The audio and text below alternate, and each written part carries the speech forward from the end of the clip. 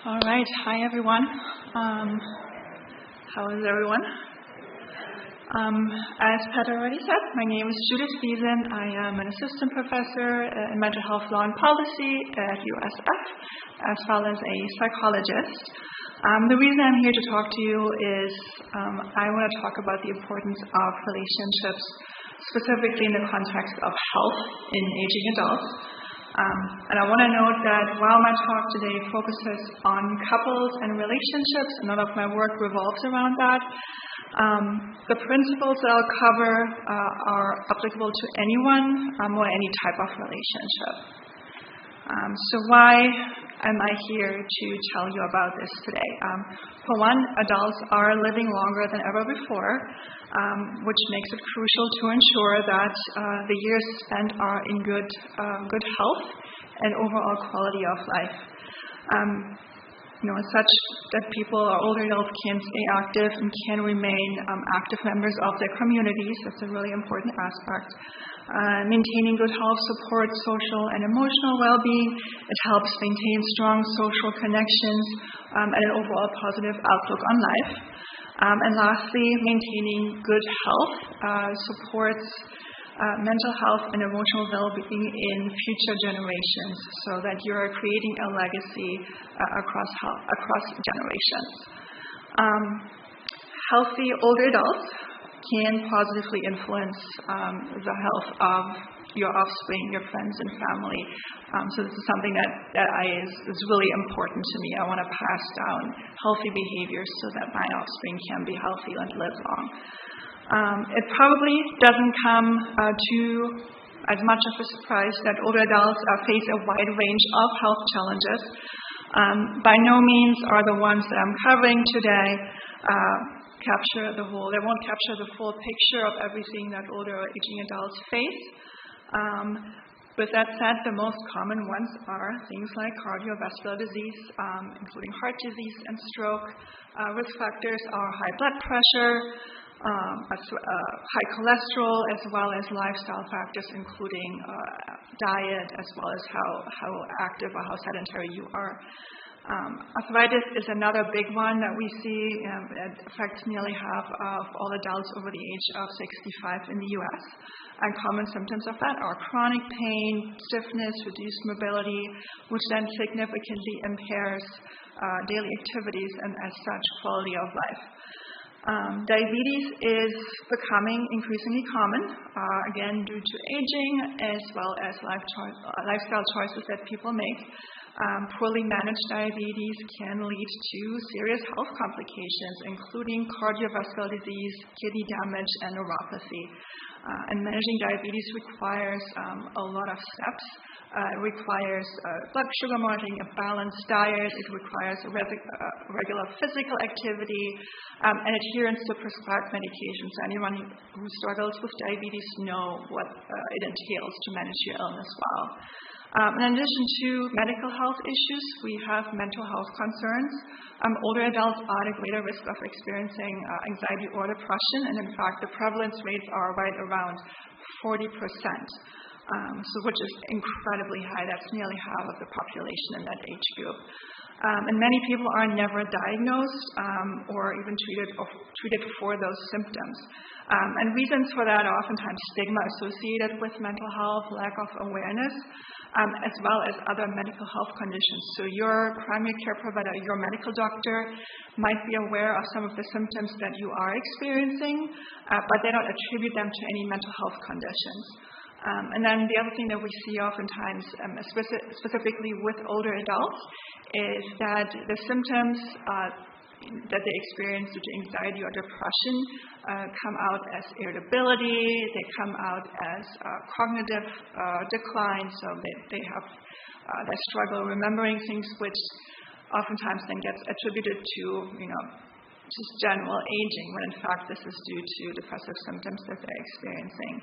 And then again, this impacts daily functioning, quality of life, as well as physical causes or leads to physical health issues if someone deals with anxiety or depression. the problem or the thing that we as researchers, as well as myself as a therapist, struggles with is that we obviously know fairly well what works for this population, and that is counseling, that's medication, that's like making lifestyle changes. The problem is that we're running into that we're not at the forefront of treating this population. It is, for the most part, it's nurse practitioners, it's primary care providers who see aging adults in their daily practice.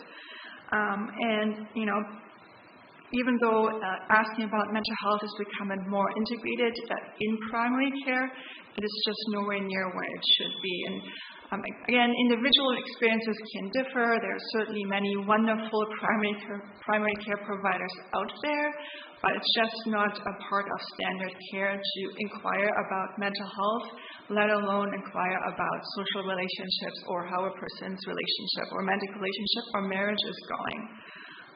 And my goal is for my work that I'll talk about later is that we can hopefully change it. All right, so why specifically am I interested in couples?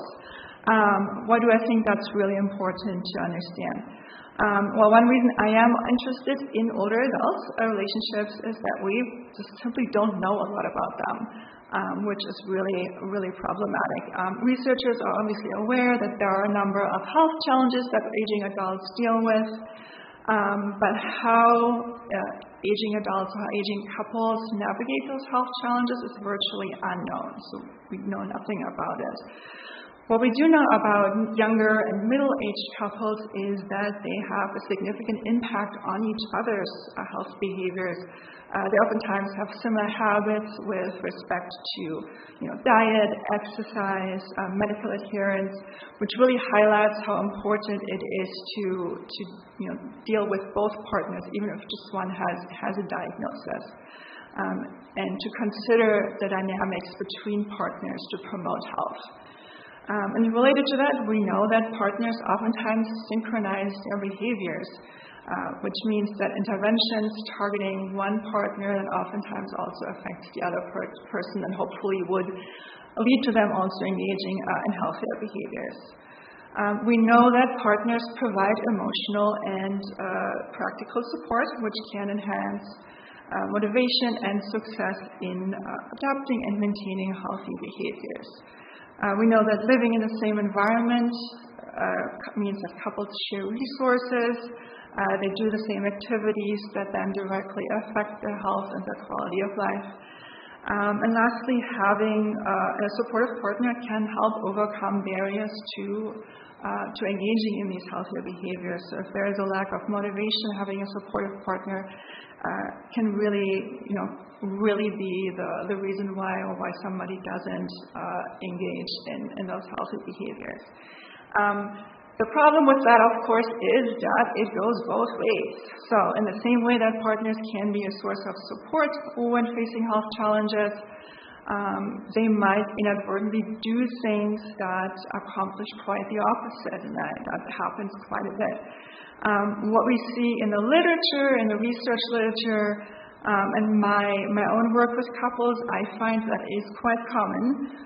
Partners might unintentionally promote, poor eating habits by frequently encouraging, getting takeout, encouraging the consumptions of sweets, and just other unhealthy behaviors, which can lead to weight gain, can lead to other medical issues like high blood pressure, hypertension, cholesterol, diabetes, just a whole host of consequences of those behaviors. A partner who discourages exercise or prefers a more sedentary lifestyle can hinder their partner's fitness goals, especially if that's not something that has been part of their daily routine. And that again contributes to weight gain, cardiovascular illnesses, and decreased overall fitness. Partners who have different sleep habits, another big one, tend to have poor health outcomes. So especially if partners share a bed or to share a bedroom, poor sleep leads to chronic fatigue, it leads to immunity or weak immune system, it leads to increased risk of chronic conditions like hypertension if you don't sleep well consistently. Downplaying medical needs is another major one. So partners who downplay the importance of medical appointments or adhering to a medical regimen can harm their partner's health. Recreational, can you move forward a couple of slides?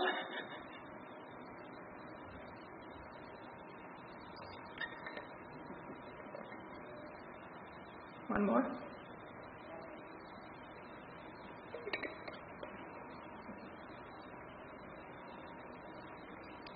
Couple more.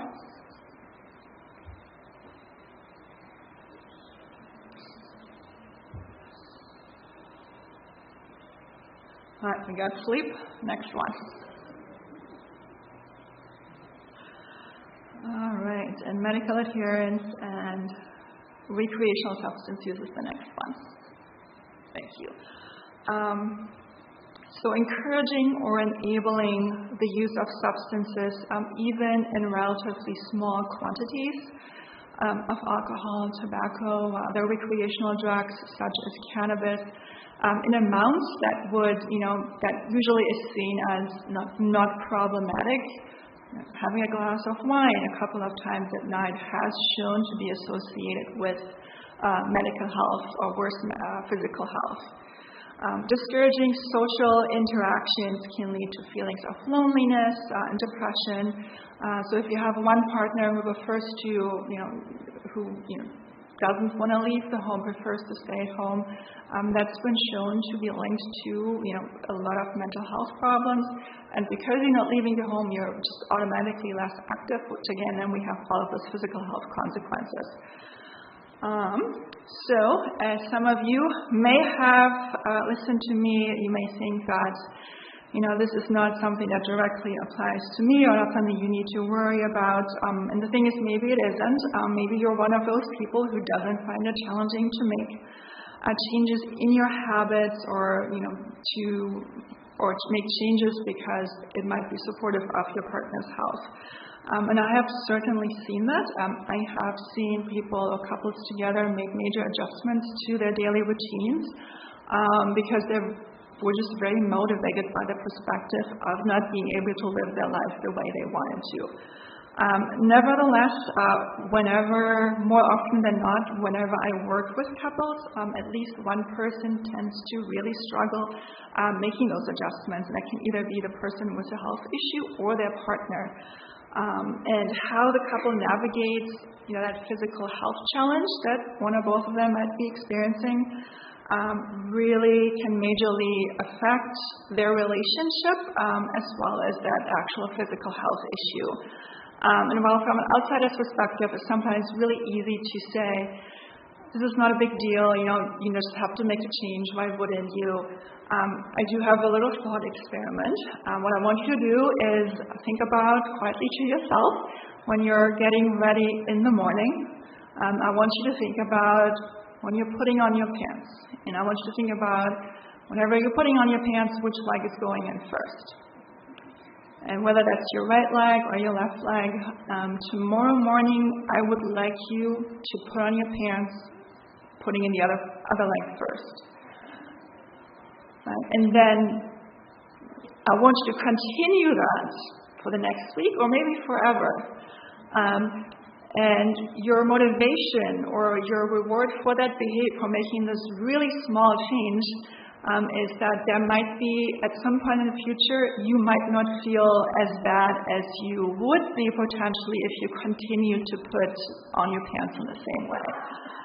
Right. So hopefully this little thought experiment was helpful in understanding how, despite sort of the intellectual understanding that we have that behavioral changes are crucial to our health, partners have a really hard time. They're staying stuck in their behaviors, and they tend to really, struggle with that, even though they know it could be detrimental to their physical health.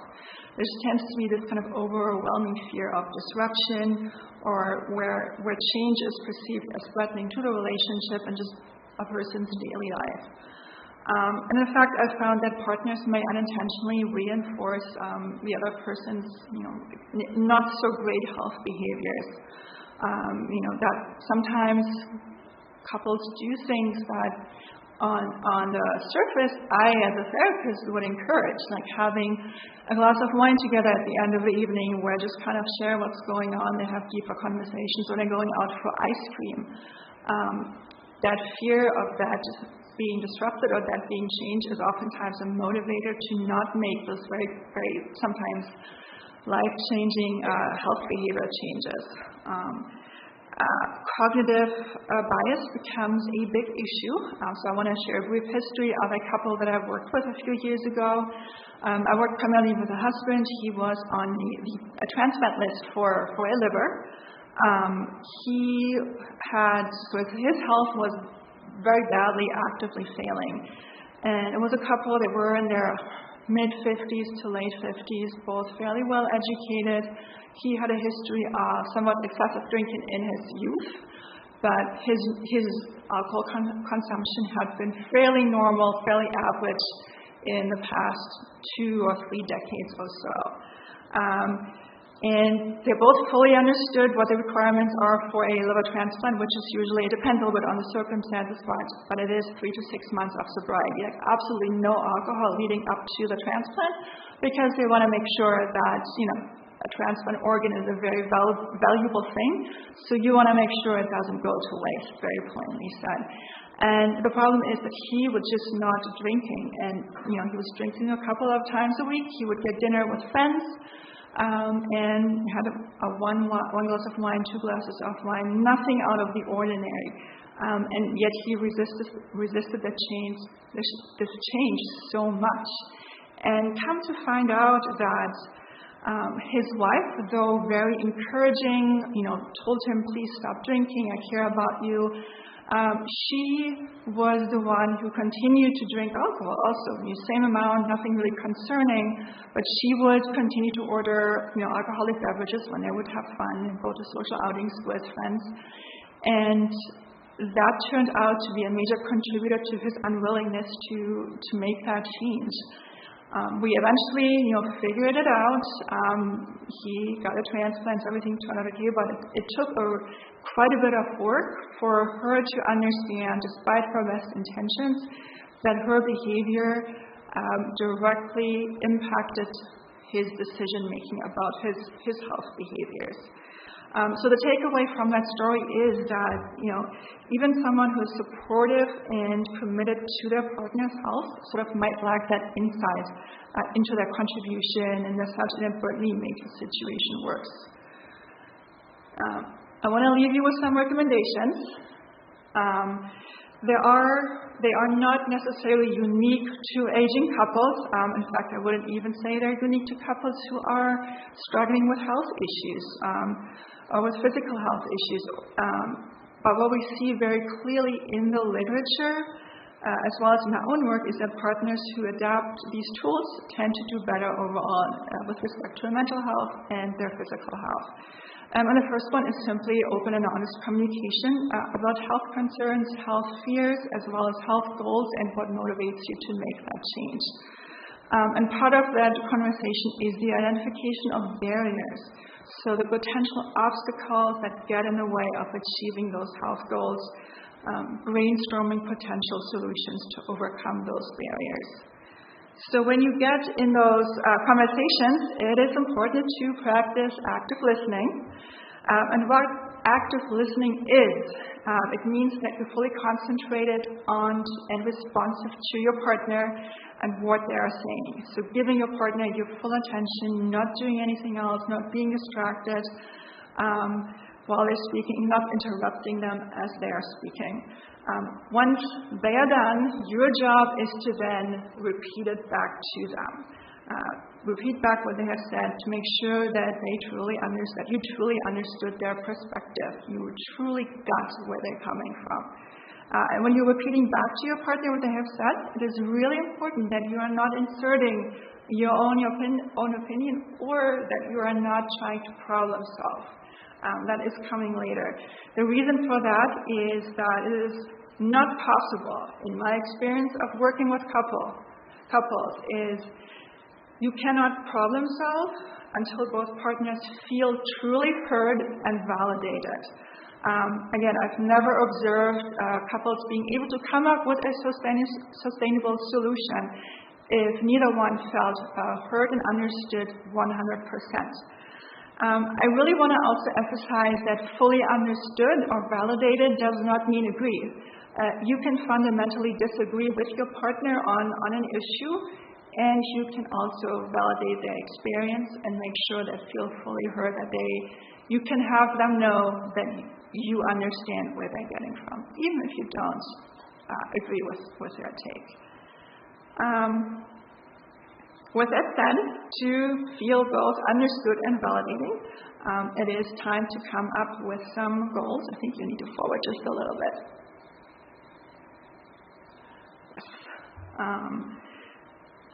So when you're setting health goals for yourself and your partner, I recommend that you use SMART goals. And SMART goals just means that you're setting your goals for yourself and for your partner possibly that are specific, that are measurable, that are achievable, that are relevant, and that are time-bound. And just to give you an example, a very simple one, like healthy eating. And you'll notice how much I break down this whole category of healthy eating into very specific actions, which is what SMART goals are all about. But let's say you are deciding that you're going to eat 3 servings of veggies a day for the next month. So in this case, it's a very specific goal. It defines the action, which is eating 3 servings a day, and the time frame, the next month. It's measurable, meaning you can measure whether or not you've done that behavior very clearly. It's achievable. For most people, eating 3 servings of vegetables is not a problem.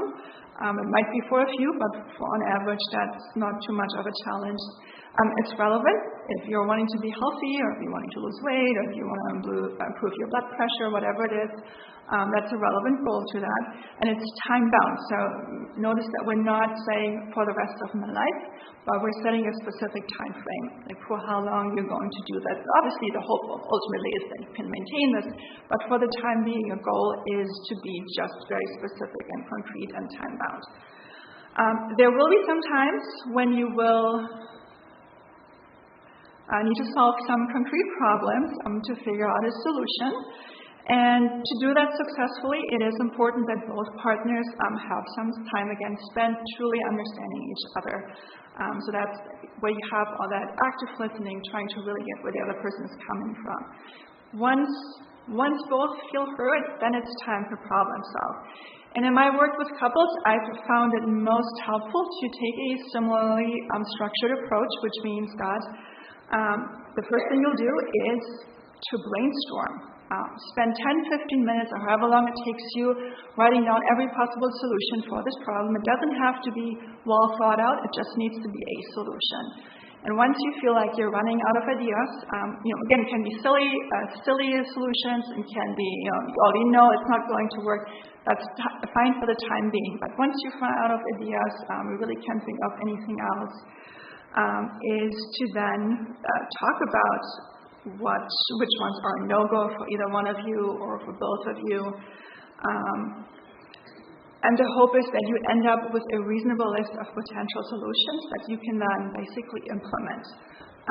The next step is to discuss the barriers to each solution. So what are things that might not work, but they sound good on paper, but they're not really easily implemented. What might make it difficult for you to follow through?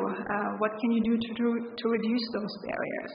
And hopefully then by the end of that conversation, you would have a solid understanding of the potential solutions for that specific problem that you both are comfortable with and that you both find feasible to implement.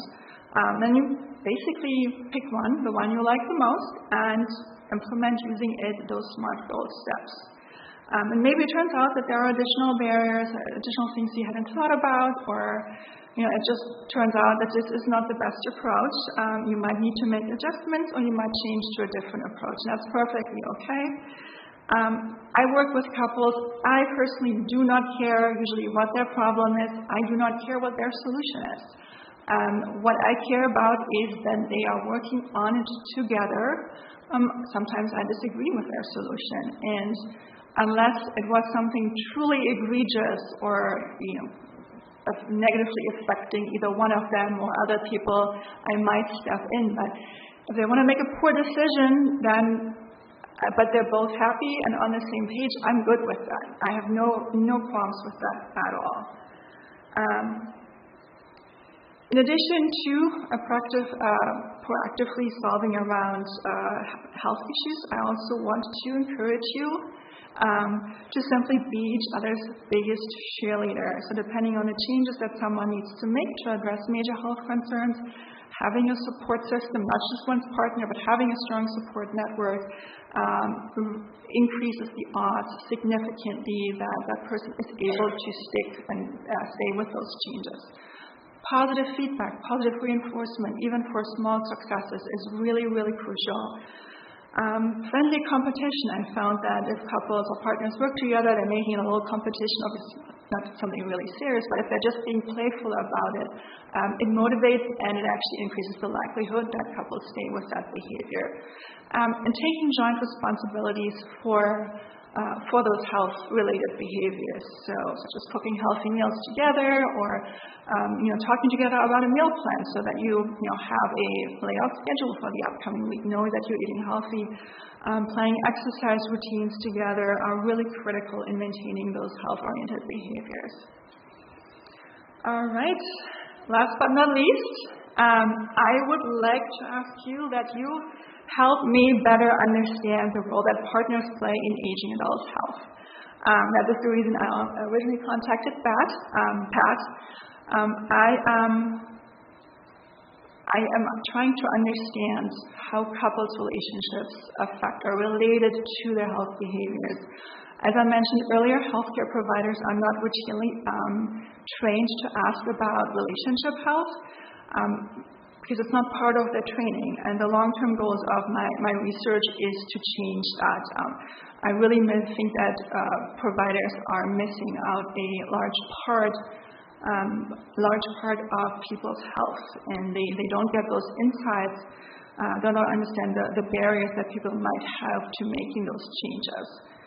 Medical education right now, again, doesn't train on assessing and recommend addressing the influence of relationships on health, especially not in aging adults. I think it's a little more common in the younger generations, but just not in aging adults.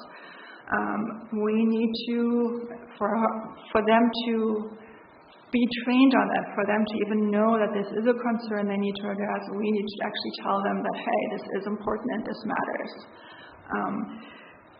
There is no research, like I mentioned, there's not a lot of research on this topic, so I'm hoping to change that. We are currently recruiting for a study, recruiting couples for this study to participate, again, to better understand how partners support each other as they deal with daily life challenges or even more severe or serious physical health issues. It's going to be a study that's here at USF campus. It's going to be 2 lab sessions, each time 2 to 3 hours. You would answer a couple of questionnaires, do some tasks, and then in between those sessions, we would ask you to complete some daily questionnaires on your phone, and we would be paying you $108 per person and $360 as a couple.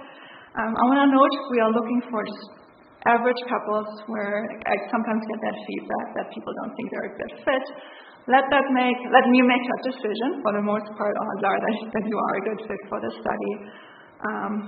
But if anyone is interested, I would be more than happy to talk to you at some point or later. Thank you.